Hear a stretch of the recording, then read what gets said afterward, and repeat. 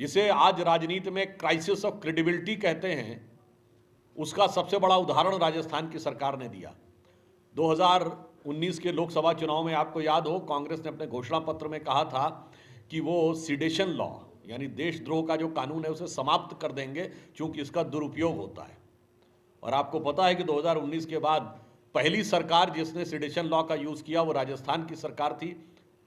अपराधियों और आतंकवादियों के विरुद्ध नहीं किया, विधायकों के विरुद्ध किया, और अपनी ही सरकार के विधायकों और मंत्रियों के विरुद्ध किया जिन पे उन्हें संदेह था।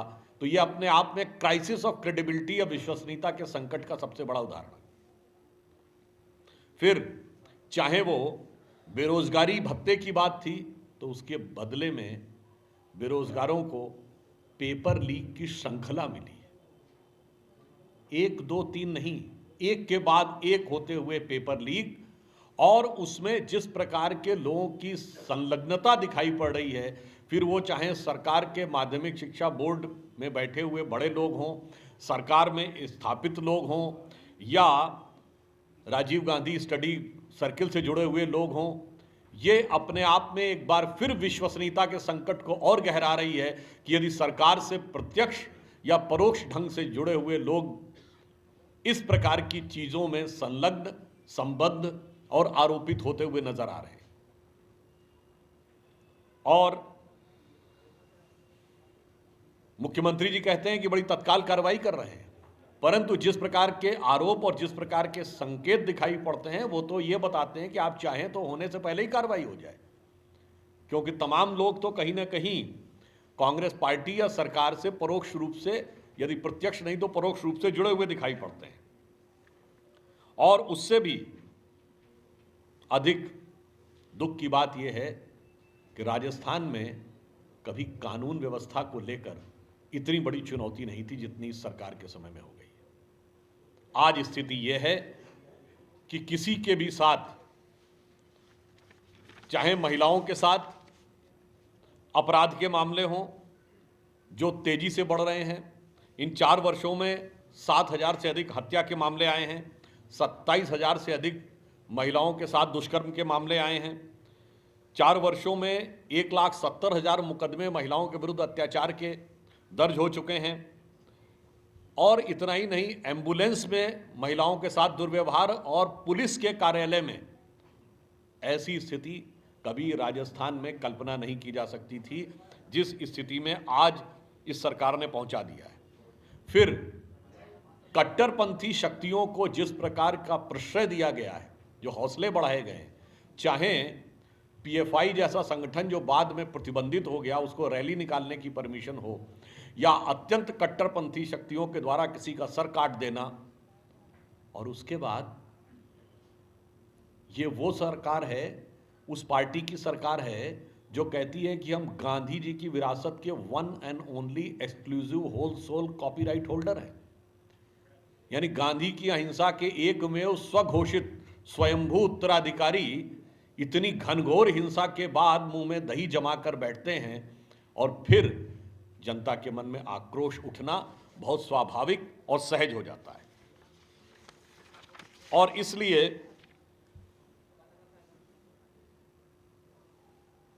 एक नहीं अनेक घटनाएं दलितों के साथ, आदिवासियों के साथ अत्याचार की और इतने भारी संख्या में हो रही थी कि आज मैं कह सकता हूं कि एक राजस्थान जो कभी लॉ एंड ऑर्डर के हिसाब से बहुत अच्छी स्थिति में माना जाता था, आज आपने बहुत से आंकड़े देखे हैं कि कुछ अपराधों में तो देश में सबसे बुरी स्थिति में पहुंच गया है। इसलिए जनता के मन में सिर्फ नाराजगी नहीं, आक्रोश है। और इतना ही नहीं, आक्रोश तब बढ़ जाता है जब यहां के कोई मंत्री ये शब्द बोलते हैं कि यहां ये घटनाएं इसलिए हो रही हैं क्योंकि हम मर्दों का प्रदेश है, और सर कटने पे वो मर्दानगी धरी की धरी रह जाती है। और इतना ही नहीं, यहां के मुख्यमंत्री जी याद करिए, अभी करीब शायद 1 या 1.5 महीने पहले की बात है, बोले थे 56% केस जो महिलाओं द्वारा दर्ज किए जाते हैं वो गलत होते हैं। कितने बड़े वो सांख्यिकी और आर्थिक और इस मामलों के गणित के विशेषज्ञ हो गए हैं, इतनी सटीकता के साथ प्रतिशत बता रहे हैं। राजस्थान कांग्रेस ने भी एक बहुत बड़ा रिकॉर्ड बनाया है। एक पेपर लीक हो गया था, कांग्रेस के राष्ट्रीय अध्यक्ष का, और वो पेपर लीक हो गया कि अशोक गहलोत जी राष्ट्रीय अध्यक्ष बनने वाले हैं। उसके बाद इस पार्टी ने जो उदाहरण प्रस्तुत किया वो आपको भारत की राजनीति में नहीं मिलेगा। यानी जो संभावित राष्ट्रीय अध्यक्ष था वो बागी हो गया। अद्भुत उदाहरण, किसी पार्टी में नहीं मिलेगा। और इतना ही नहीं, पार्टी के प्रदेश अध्यक्ष भी उसी श्रेणी में आ गए, विधानसभा अध्यक्ष जी भी उसी श्रेणी में आ गए। जो लोग ऑब्जर्वर बन के आए उनसे कोई मिलने नहीं गया। ऐसी बेबसी केंद्रीय नेतृत्व की देखने को नहीं मिलेगी। और कोई किसी के बारे में अपशब्द बोलने लगा तो कोई किसी के बारे में कहने लगा कि ये एजेंडा से आए हैं, तो दूसरे ने कहा किसी के, मैं नाम नहीं ले रहा हूं, बड़े नेताओं के, उन्होंने कहा इनके दिमाग का अलाइनमेंट बिगड़ गया है। ये क्या था? ये आंतरिक लोकतंत्र का उदाहरण था। अद्भुत आंतरिक लोकतंत्र है। ऐसा कंफ्यूजन आपने कभी नहीं देखा होगा। राहुल गांधी जी ने इंटरव्यू दिया कंफ्यूजन को लेके, और वो अधिक महत्वपूर्ण इसलिए हो जाता है कि जयपुर की धरती से ही कंफ्यूजन की पहली शुरुआत हुई थी। आपको याद है ना, अप्रैल 2021 में जयपुर में महंगाई पर रैली और भाषण हिंदुत्व पे।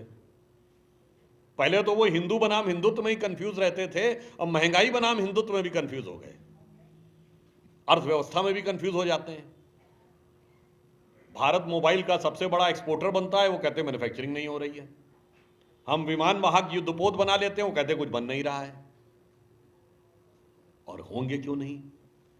इंटरव्यू लेने वाला व्यक्ति जो एक बड़े प्रख्यात अभिनेता हैं, जिन्होंने बहुत अच्छा अभिनय किया है, गेटअप बदलने के उनके कई अभिनय अविस्मरणीय हैं, और एक गेटअप बदले हुए नेता के साथ इंटरव्यू, और किस व्यक्ति के द्वारा, जिसको ये नहीं पता था कि चोल राजा हिंदू थे।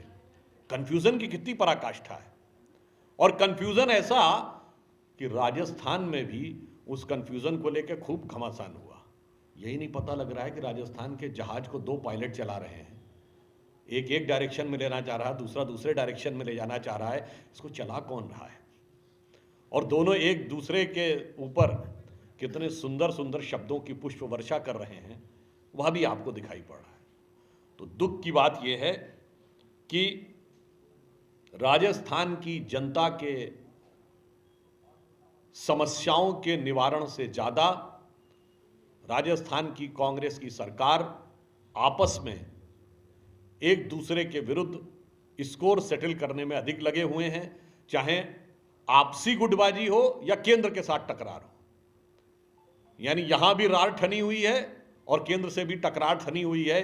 इसीलिए राजस्थान की जनता पूरी तरीके से सफर कर रही है। और हम यदि एक पंक्ति में कहना चाहें तो अशोक गहलोत जी की कांग्रेस सरकार के राज में नौजवान परेशान, किसान हैरान, अर्थव्यवस्था, कानून व्यवस्था के कारण जनता बुरी तरीके से हलकान, और आइडियोलॉजी के नाम पर पाठ्य पुस्तकों में महाराणा प्रताप से ज़्यादा अकबर महान। ये है 4 वर्ष का कांग्रेस सरकार का राजस्थान। इसलिए हमें इस बात पे पूर्ण विश्वास है कि इन सारी चीज़ों से जो आक्रोश जनता के मन में भरा हुआ है, जिसका हमने प्रकटीकरण इस यात्रा के दौरान देखा है, आगामी विधानसभा चुनाव में राजस्थान की जनता ऐसा जनादेश देगी कि आपके आसपास के जो 2 राज्य हैं, 2 जगह ऐतिहासिक जनादेश आया। एक तरफ है उत्तर प्रदेश, जहां 40 वर्ष से कभी किसी को बहुमत नहीं मिला था, और 1985 छोड़ दें तो 50-55 साल से कभी कोई सरकार लौट के नहीं आई थी। हम शानदार बहुमत के साथ वापस आए, एक इतिहास रचा। एक तरफ है गुजरात, जिसने 75 साल का सबसे बड़ा इतिहास रचा। तो हमें पूर्ण विश्वास है कि राजस्थान की जनता भारतीय जनता पार्टी के पक्ष में ऐसा अभूतपूर्व जनादेश देगी जो गुजरात और उत्तर प्रदेश से भी अधिक अनूठा साबित होगा। और इसके लिए हम राजस्थान की जनता से यह आह्वान करते हैं कि आप आइए, सुख शांति समृद्धि को पुनः स्थापित करने के लिए और प्रधानमंत्री श्री नरेंद्र मोदी जी के नेतृत्व में भारत इस अमृत काल में महान भारत बनने के जिस पथ पर आगे बढ़ रहा है, उसमें आइए और अपनी गौरवशाली परंपरा के अनुरूप नई भूमिका निभाइए और राजस्थान के गौरव के सूर्य को जो कांग्रेस की सरकार की काली छाया ने ढक लिया है उसे अलग हटाकर सब मिलकर आगे बढ़िए। अटल जी की पंक्ति के साथ समाप्त करता हूं कि भरी दोपहरी में अंधियारा, जो राजस्थान के लिए लागू होती है, भरी दोपहरी में अंधियारा सूरज परछाई से हारा। भरी दोपहरी में अंधियारा सूरज परछाई से हारा, अंतरतम का नेह निचोड़ें, बुझी हुई बाती सुलगाएं, आओ मिलकर दिया जलाएं। तो सारी जनता से हम आह्वान करते हैं, मिलकर भारतीय जनता पार्टी के साथ आकर पुनः राजस्थान के गौरव और विकास का दीपक जलाएं। धन्यवाद।